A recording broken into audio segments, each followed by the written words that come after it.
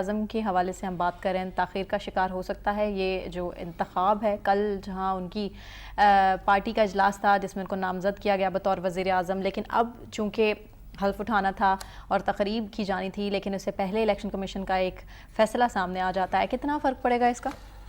देखिए, बात यह है कि इलेक्शन कमीशन ने 14 दिन के अंदर रिजल्ट अनाउंस करना होता है जी।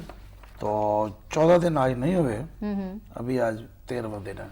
ठीक। 25 जुलाई को इलेक्शन हुए थे तो 6 दिन हुआ और 7 आज 13, बल्कि 12 कह लें, 12-13 दिन थे।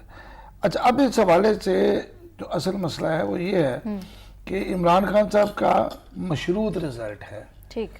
3 सीटों पे उनका जो रिजल्ट है वो उनका जो उन्होंने वोट दिखा के डाला था उसकी वजह से वो उन्होंने ज़ाब्ता की खिलाफ वर्जी की थी। उन्होंने कहा ज़ाब्ता अखलाक की खिलाफ वर्जी है।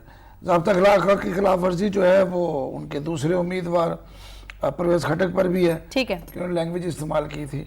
तो ये बेसिकली तो 14 हल्के हैं कौमी असम्बली के जहां पर इलेक्शन रोका गया है।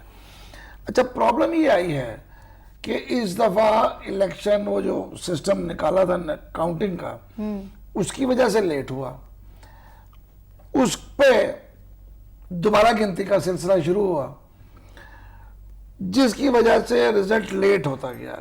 बहुत क्लोज रिजल्ट आए, जो भी 500, 800, 1000 वोट से हारा है। हालांकि इस दफा का जो तरीका कहा था बहुत रिफाइंड था, रिफाइंड था, लेकिन बदकिस्मती से काम नहीं कर सका, लेकिन फिर भी वो काम नहीं कर सका, फेल रहा, इट वाज फेल हो गया वो। अभी तो ये फैसला होना है, इंक्वायरी होनी है उसकी, वो क्या वजह है। ठीक है। अब ये जो रिजल्ट आए हैं ये देर से आए, रिजल्ट देर से आने की वजह से उम्मीदवारों को ये मौका मिल गया कि वो हाई कोर्ट में चले गए। ठीक। वरना माजी में तीसरे या चौथे दिन बाज़ाब्ता नोटिफिकेशन आ जाता था। ठीक। तो नोटिफिकेशन आने के बाद हाई कोर्ट में जाने का जो एक इस दफा सहूलत मिली है ये नहीं होती थी। फिर आप इलेक्शन ट्रिब्यूनल जाते थे, अगर रिजल्ट आपका नोटिफाई हो जाए फिर आपको हाई कोर्ट की सहूलत नहीं होती। इस दफा इसलिए ताखीर हो रही है, लेकिन इस सारी ताखीर